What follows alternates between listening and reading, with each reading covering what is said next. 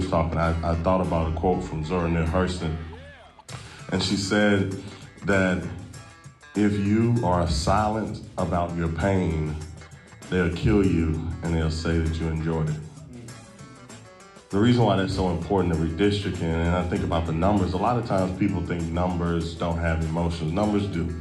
I can tell you some numbers and I can evoke a smile. I can tell you some numbers, I can evoke a cry, you know.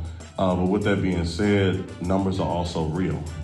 And so when we look at the redistricting process and we talk about congressional districts, Louisiana has 6 congressional districts.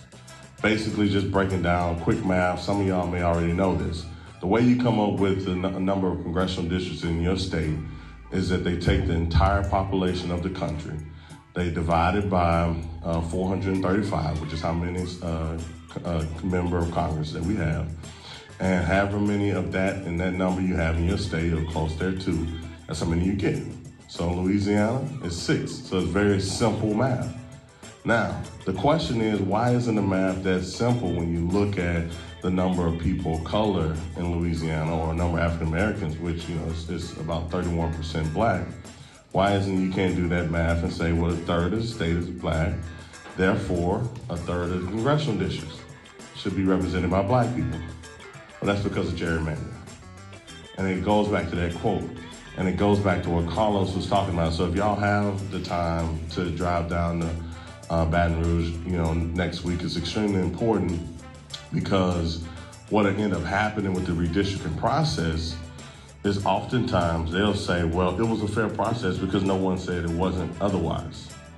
You know, you have one person in New Orleans that represent them and the numbers just don't make sense. The numbers don't add up. It's just et cetera, et cetera. Well, you know, the Power Coalition, along with several other groups, have looked at the map and drawn it 7 different ways in order for it to be 2 minority, majority, and I hate using that word, minority, but majority people of color districts in the state of Louisiana. So that's gonna be a huge fight, and your voice is gonna be important to that fight, along with the other local redistricting battles that you're gonna hear. You know, the last thing I'll say about it is that when we got the right to vote, and you saw that happening with the Voting Rights Act of 1965 and the support of the Civil Rights Act of 1964, black people began to vote, but we couldn't win.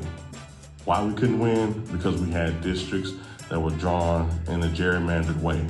So if we want to continue to win, if you want to win an election 8 years from now, you got to look at it today. You know, last thing I'll say for sure, you know, sometimes you hear people say, well, our vote doesn't matter, such and such gonna win anyway. The reason why they may have a little bit of truth in that is because that battle a lot of times started at the beginning of the decade. And so, you know, as y'all are college students and young professionals, the battle that you're in right now is gonna affect you till you're in your early 30s. So that's how important it is. And so, like I said, happy to be here. Thank you for the question.